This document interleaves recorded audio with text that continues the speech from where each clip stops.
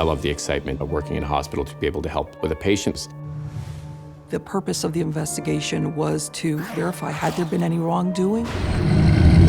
All of a sudden, I just hear this horrific voice that's telling me to go. Suddenly, I saw the body bag move.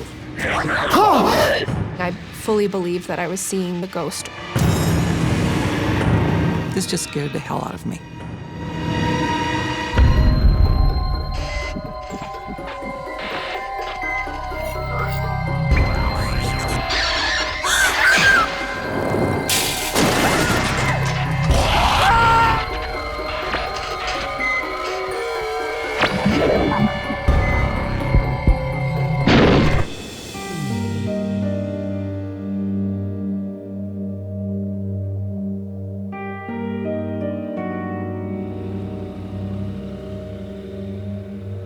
Special Constable Ron Weir works nights at a large urban hospital. The shifts go from 6 till 6. They're 12 hours rotating days and nights. In this case, I was working the night shift from 6 p.m. till 6 a.m. I love working in a hospital to be able to help with the patients, making sure that they were safe. We would assist with the nursing staff, especially in the ER. One of our main offices was attached to the emergency ward, so we saw anything and everything, ranging from attempted suicide to birth. Our duties were to make sure that certain annexes were closed and locked down for the evening. On a good night, Ron helps with the living. Tonight, he tends to the dead. Unfortunately, another aspect of our job was to bring bodies to the morgue discreetly and respectfully. The morgue was located in the basement of the hospital, where we had to go down there in a private elevator.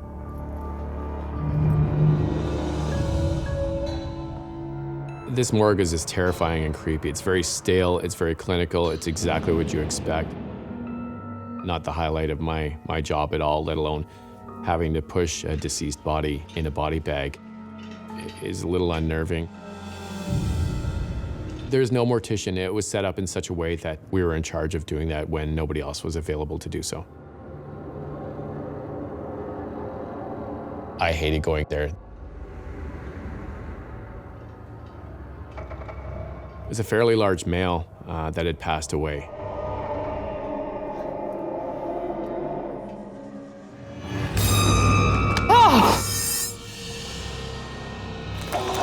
Suddenly, I saw the body bag move.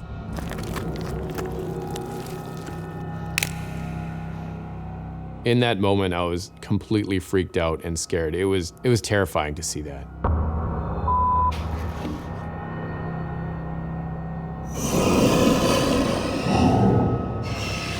He'd been clinically processed by the nurse saying he was deceased, and very much so when I saw him when we were putting him in the body bag upstairs.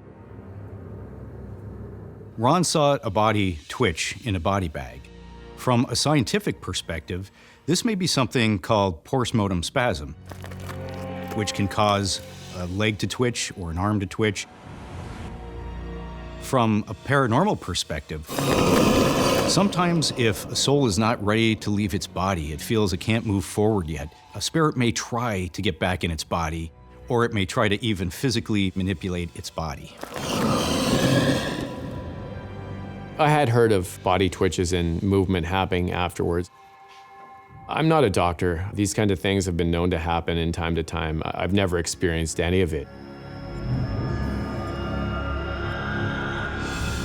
Finding that happen to me, I initially thought, is he alive?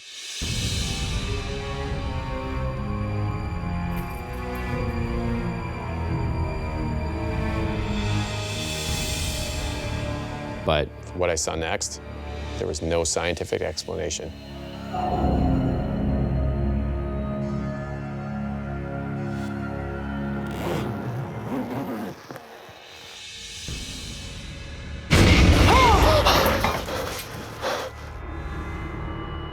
And the gentleman was very much still deceased. It was scary. And that's when I heard, how should I explain it?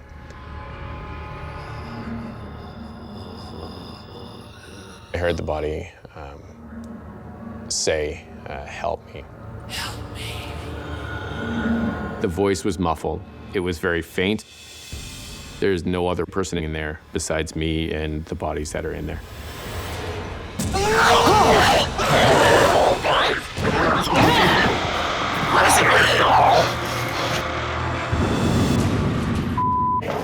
Help! It was absolutely terrifying. Help! Help! Ron flags down an on-call doctor to assist him. He's alive. His eyes just opened.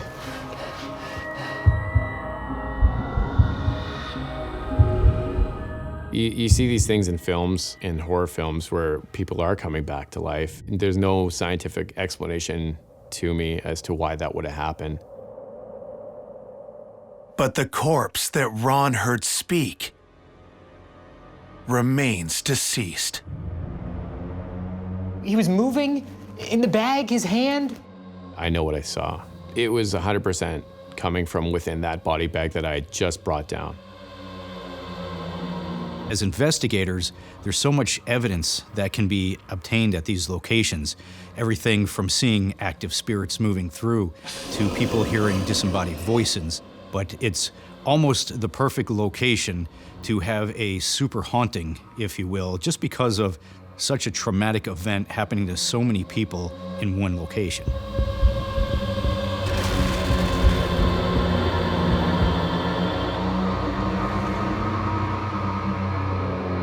Ron puzzles over why and how the sound he heard came from the deceased man.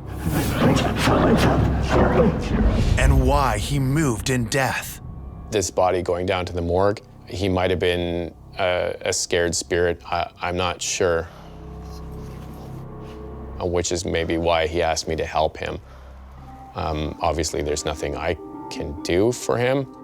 I finished off my paperwork and got the hell out of there. But within minutes, Ron is embroiled in another hospital emergency. We received a call on our alarm system that an alarm had been tripped off in the old nurse's annex. You always prepare for the unexpected, especially doing something like this. But I had no idea the history of this building.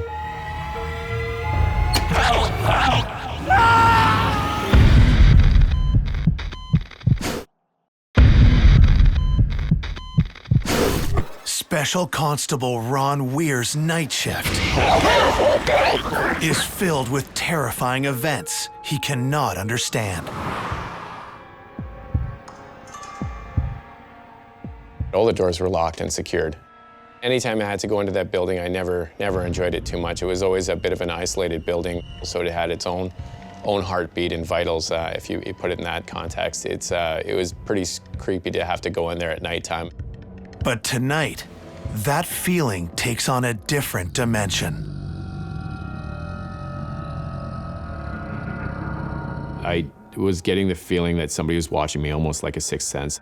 This is what got my heart racing a little bit more, thinking I really didn't want to be in this building any longer than I had to be.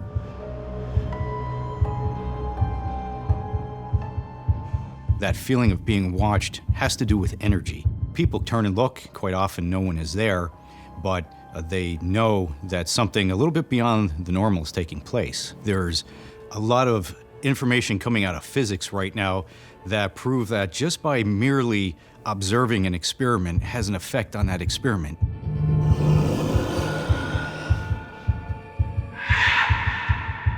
I definitely felt uneasy going down the hallway. At this point there, I thought it was more than just, a trip sensor.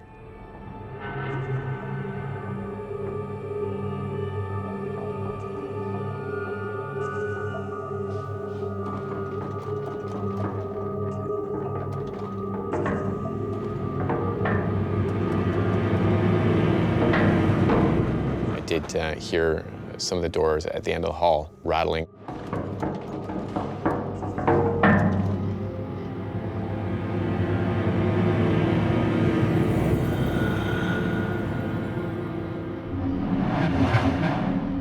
There was nobody in there.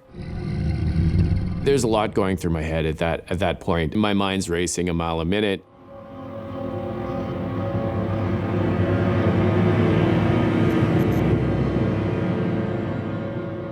That's when I noticed that there was a light on the stage.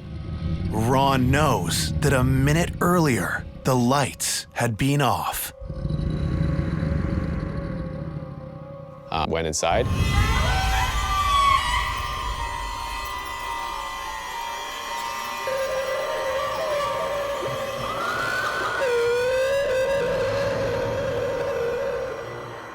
So I proceeded to go through the gym and had to continue to tell myself that there's nobody in here. It's just, it was what it was, and I continued to do my job.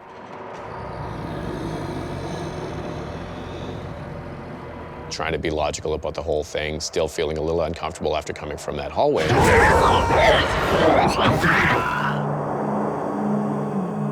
Trying to go through and do the job the best I could.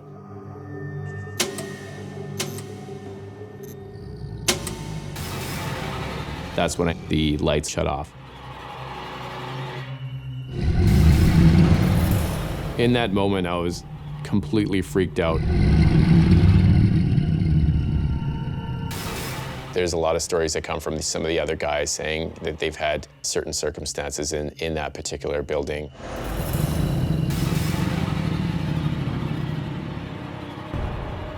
At this point, I thought if there was something supernatural there, that I was going to see something. My heart was going a mile a minute. I was 100% sure that there was nobody in that building other than me.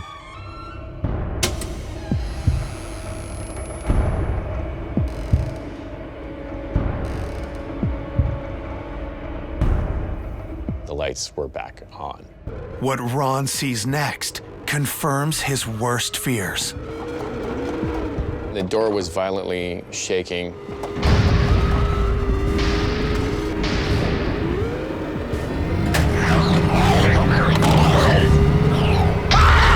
It felt like somebody was there.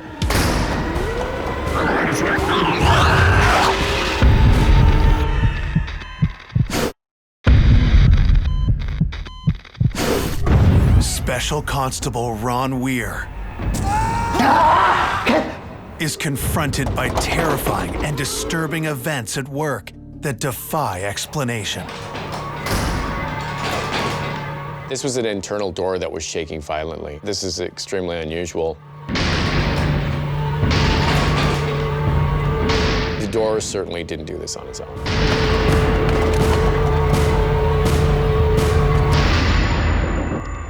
The feeling that Ron experiences is not only terrifying, it's frighteningly familiar.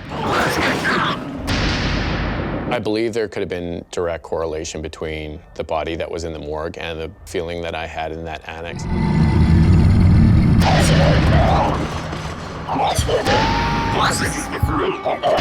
When a ghost transitions to a higher level and they return in spirit form, sometimes they can return and show themselves to a person who would be familiar with them. Ron had just gone through an experience that was beyond the normal. It could have been he was a lost spirit. Maybe he wasn't ready to move on.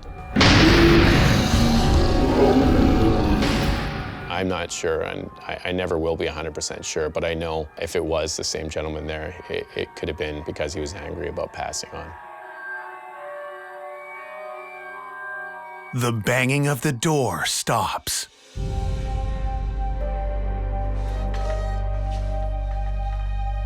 When I went back into the gym, there was nobody in there when I went inside. Ron is overwhelmed by the experience.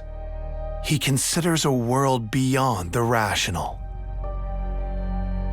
Maybe they were seeking me as the last point of contact with that soul. And there's countless souls that I had to carry down to the morgue for their next journey into their life.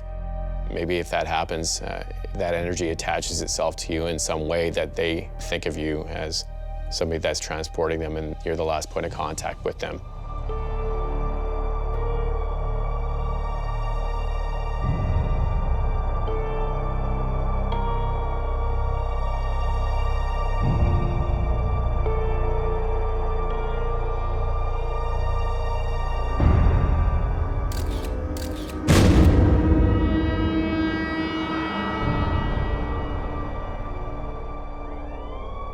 It's the middle of the night in this Southern American city. State investigator Marlene Pelliser has just been called to work. I was on call that night. It was around 2 a.m. A child had died after drowning in a swimming pool. The child had been pronounced dead at the hospital. We were investigating anything that had to do with either child injury or death. The purpose of the investigation was to verify had there been any wrongdoing that led to the event that occurred. Her investigation will prevent other children from suffering the same fate.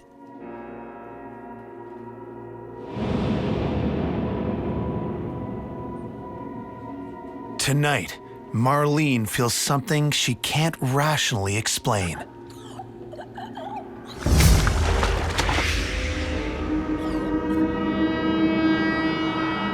I remember feeling very uneasy. This was uncommon for me to feel this way.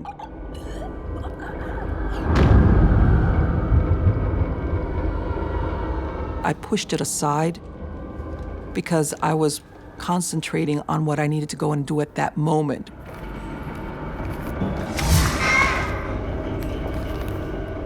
It is very difficult to work in cases where children have either been victimized or have been witnesses to crimes, violence, and not feel that you want to help them on an emotional level, but you realize that that's not what's really going to help them.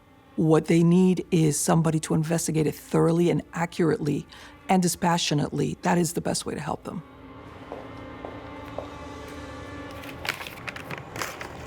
Hi, I need this file, please. It was very important to speak to the personnel and get from them verbatim what the nature of the injuries were and what they think might have caused it. So I have them turn over any reports that were available to me.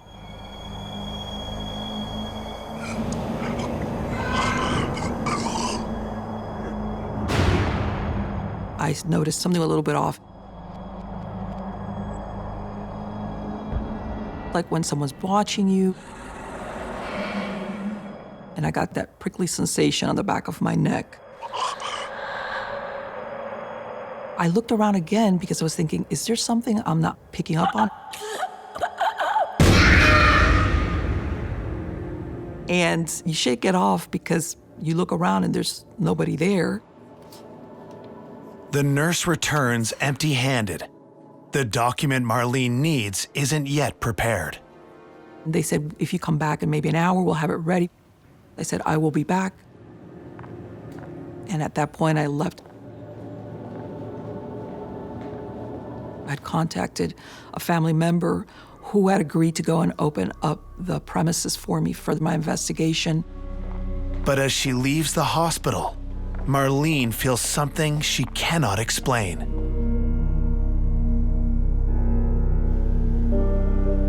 When I got in the vehicle, I still had that feeling, to the point that, as a matter of fact, I remember locking my car doors right away. Normally, I would not do that. I even checked my rearview mirror. I had to think there is something unusual about tonight versus other nights. Tonight, this normal-looking suburban home is the scene of a crime. Marlene looks for evidence of wrongdoing. As part of my investigation, especially something which had resulted in a death, would look at, in this case where there was a swimming pool involved, was it safe? How did it occur?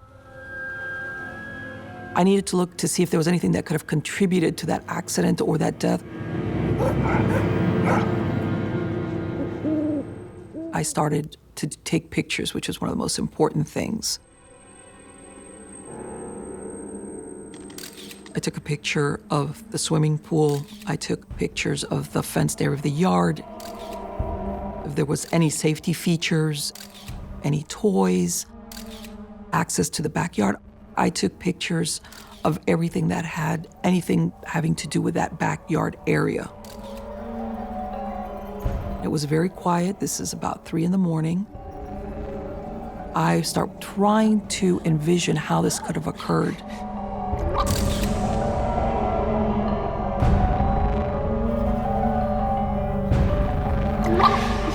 Even though you're there as an investigator, you're still cognizant that only a few hours ago a child lost their life there.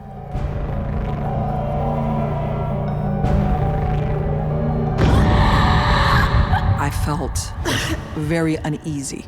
I just couldn't put my finger on why I was feeling that way.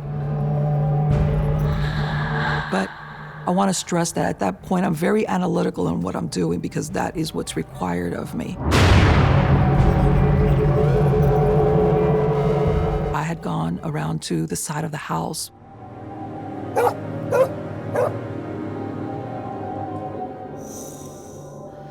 And I heard a splash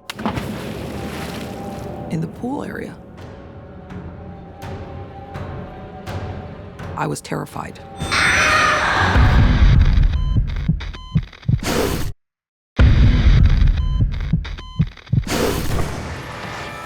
Investigating a child's drowning, Marlene Pelliser feels an unseen presence.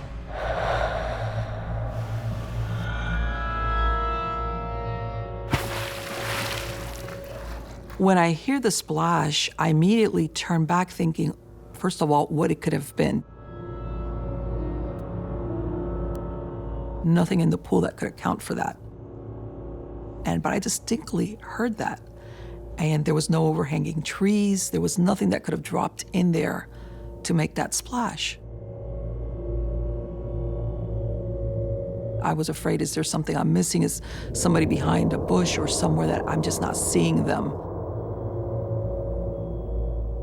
And I remember standing there for a few seconds, just trying to reason and figure this out. Also disturbing to Marlene is that the pool is completely covered and unable to make a splash. I felt that there was something going on here that wasn't normal or natural, in other words. And I was just plain scared.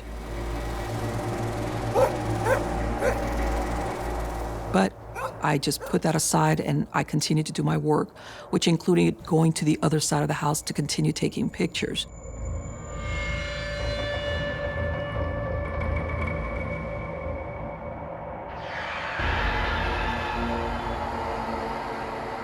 That's when I heard a second splash of something much, much heavier. And even though I did not want to think of it almost as what a body would sound like if it had fallen in the pool.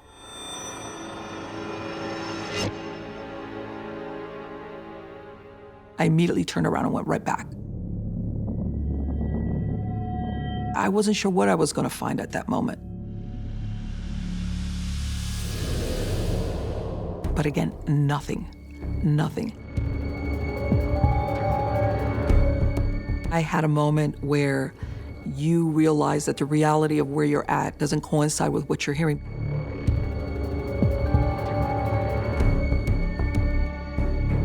And that sent a chill down my spine. This just scared the hell out of me.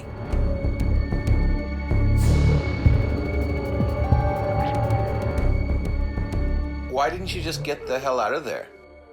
I could not leave despite what I was feeling. I was there to do a job, and part of that job is to do a complete and thorough investigation that only could take place at that time, at the initial phase. Determined to give a voice to the dead, Marlene continues with her investigation.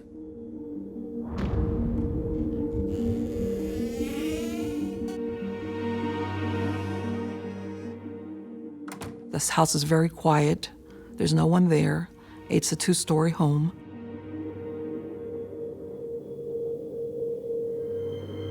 And no one is allowed to be in the home because it is considered a crime scene.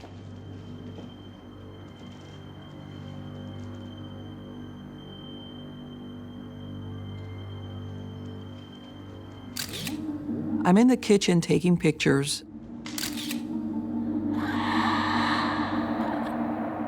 I heard some type of noise.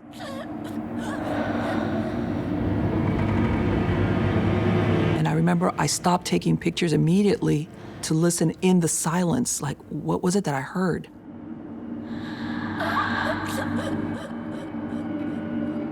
But again, I got that very uneasy feeling that I was not alone there.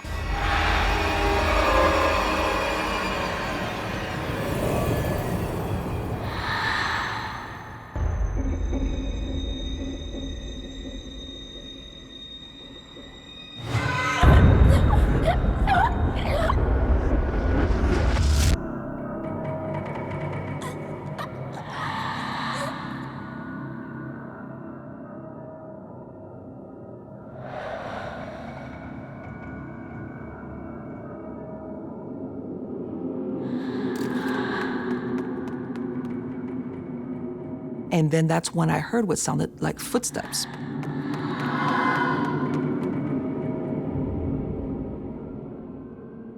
My first thought is there somebody in the house?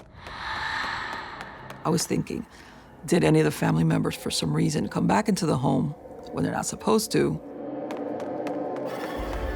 And immediately I thought, there is somebody upstairs that is not supposed to be here. The footsteps, they were very light, and to me it sounded almost like a child. It was not a heavy-footed step that normally adults make. Hello?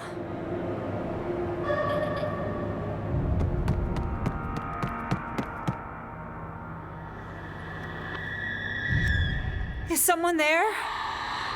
I decided I'm gonna go upstairs and find out who's up there.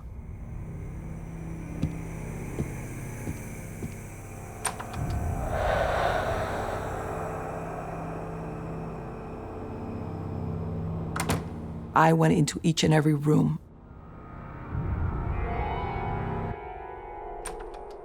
I opened up the closets. I checked every single place that a person could be hiding. There was nobody there. And I cannot find a rational explanation for hearing those footsteps. It was something that I could not explain any other way. So I had to go ahead and accept that there was no other conclusion that, other than that it had to do with what had happened to that child earlier that day.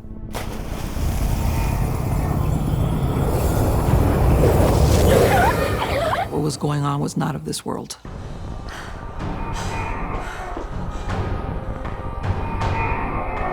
I was scared. I had to admit myself that if I wanted to stop being scared, I needed to leave right away.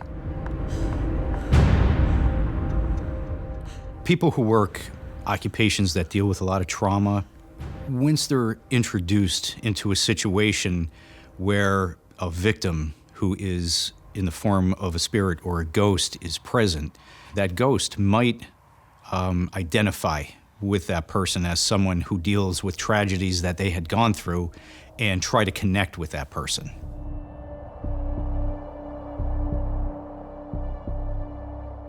Now, how much of this did you put in your report? I put none of that in my report because I could not put none of that in my report. My credibility would be called into question. I needed to return to the hospital to pick up the report that had been promised.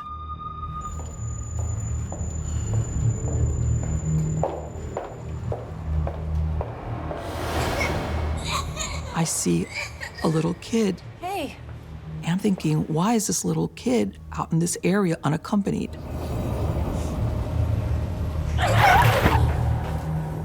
This is, again, about 4 a.m, and where's the adult? Hey, what are you doing?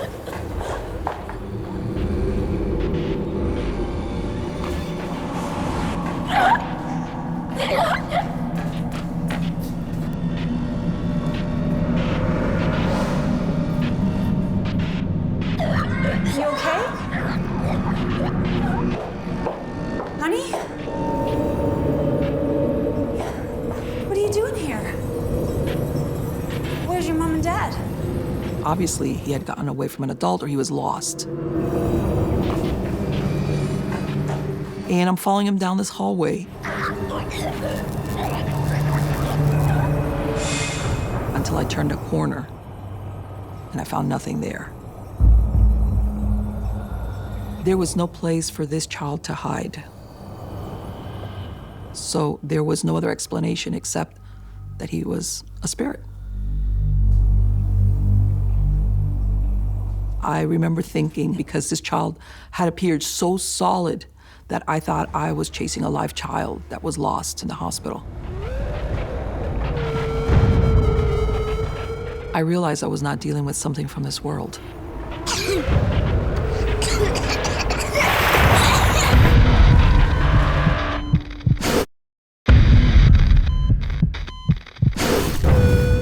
Investigating the drowning death of a child, investigator Marlene Pelliser begins to believe she's seeing the victim. I believed at that point that this was the spirit of the child, and maybe he was just not really aware of what had happened to him.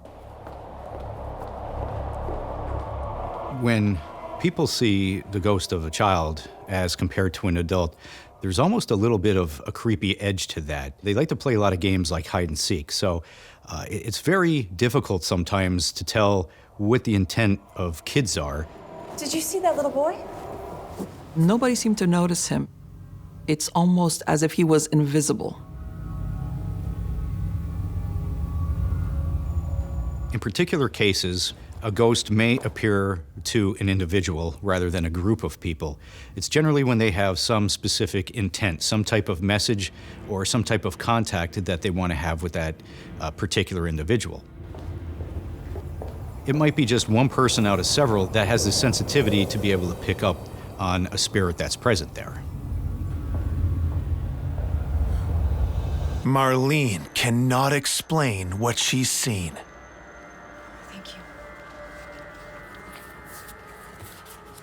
When I received the report of what the drowned child looked like,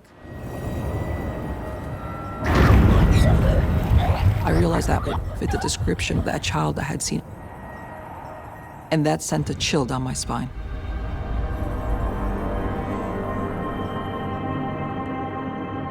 Although otherworldly, it explains everything else that's happened.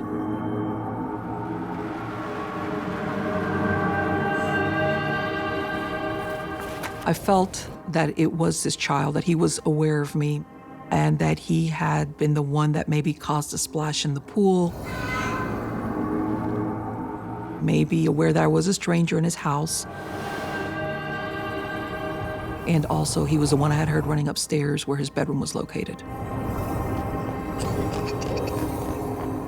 When a child dies and becomes a ghost, they don't transcend and they stay earthbound. They generally are locked into the time period of the death. So if a child resonates with the age of 10 and believes himself to be 10, he will appear to people as a 10-year-old. Because of this incident, Marlene will never see her job the same way again. At that point, I asked myself, why would I be witnessing or seeing this child? And I thought, why me? Because I'm not family, I'm a stranger.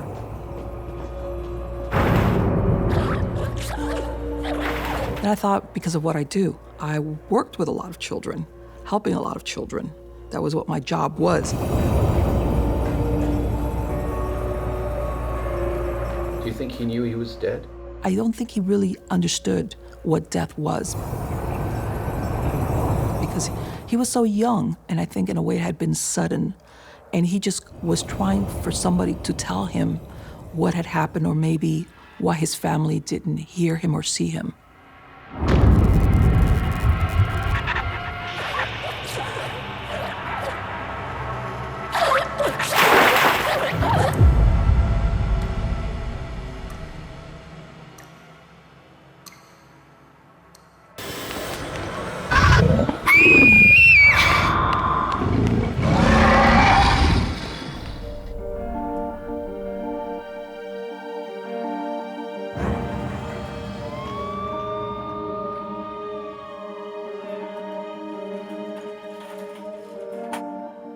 14-year-old Anya Davis makes her daily pilgrimage to visit her ailing grandfather. My grandfather was diagnosed with lung cancer, and he was put into the hospital into palliative care. He was there essentially to die. He was in for about a month, and I went every day after school. Anya is not alone in her vigil. She is joined by her mother. I had a very close relationship with my grandfather. I'm an only child, my mom's an only child, and we were a very tight, close-knit family. How you doing, Grandpa? My grandfather always had like a very jovial attitude. Grandpa, I made you a card. He tried to keep a happy demeanor, but everything around him screamed death.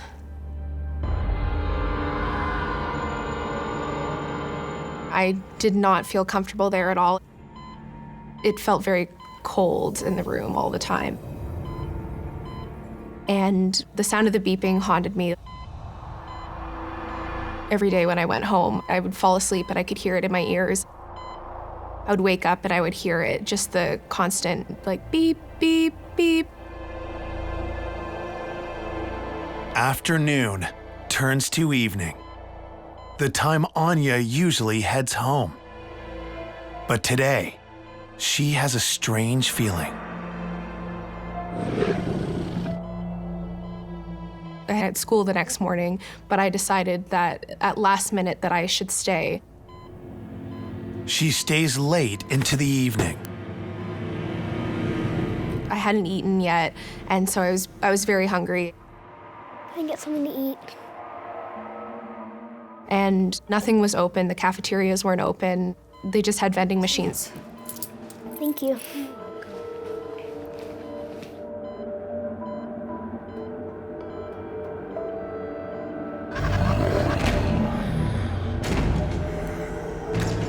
I went downstairs to get a chocolate bar out of the vending machine.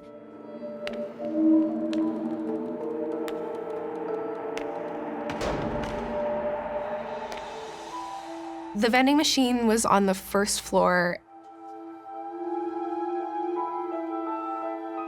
It was late at night, so there was no reception and there was no one coming in and out of the hospital. At this time of night, the hospital corridors are deserted. I figured there would be someone at least around, considering how many people were in the hospital, but I was alone.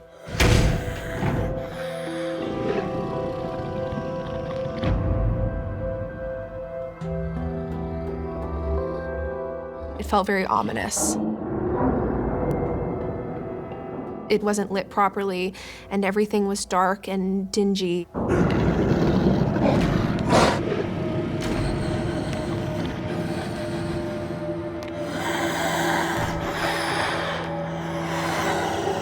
I felt extraordinarily creeped out.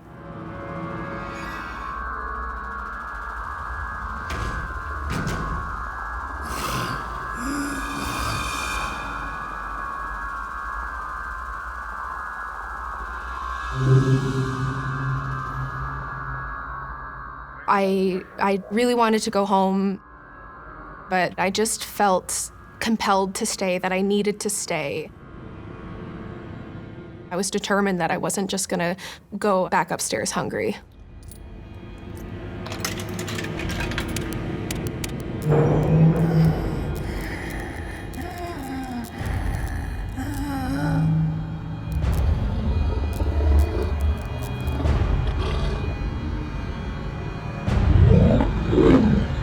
Then all of a sudden, I felt this chill down my spine.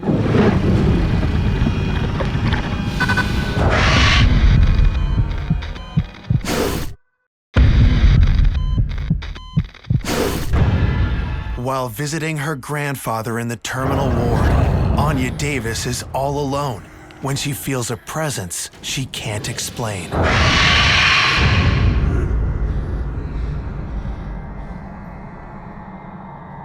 And it just felt morbid and morose and just awful.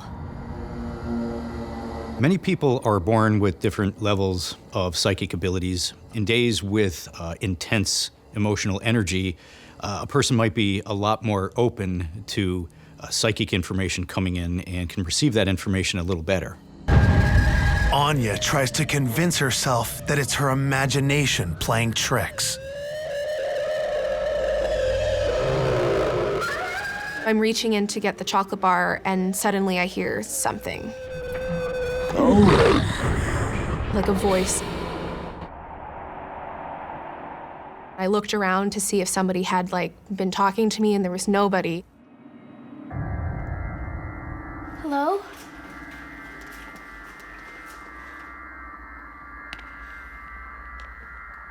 Anyone there? I was freaked out.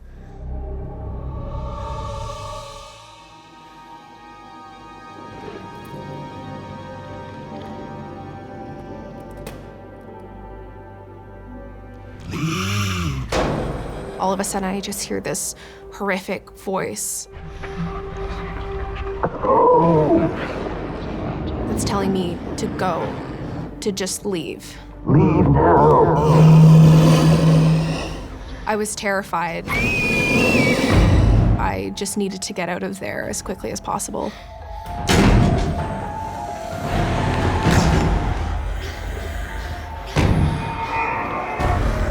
I just felt like there was an energy pulling me back up to the room that went along with this voice.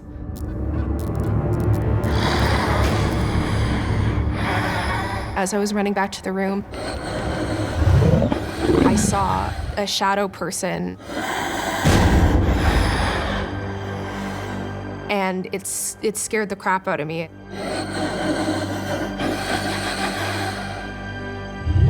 I fully believed that I was seeing some entity like a ghost.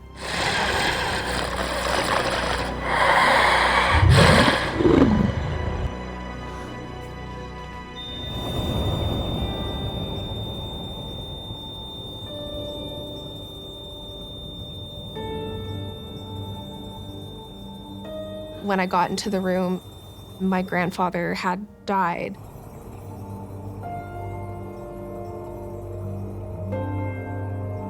I had never been exposed to death before, so the idea that one day I would be with him and one day he would be gone didn't really make any sense to me. At that moment, I made a connection between the shadow and the voice that I had heard downstairs. I believe that was my grandfather that summoned me back. Quite often people will hear voices. Sometimes they're not sure who those voices are, but in many cases it could be spirit guides, family members, or even angels that will direct a person to a particular location. And I believe that I saw him leaving the room after his death. Now, looking back on it, I am comfortable in knowing that that was him, but at the time I was petrified. I had never seen anything like that before. My mom told me afterwards that she also saw a shadow leave the room. And she believed that it was my grandfather passing on to a different plane. As paranormal investigators, we look at that as a spiritual experience that should be viewed as a gift for that person. It lets family and friends know that the person's soul is okay and moving on to a different plane of existence.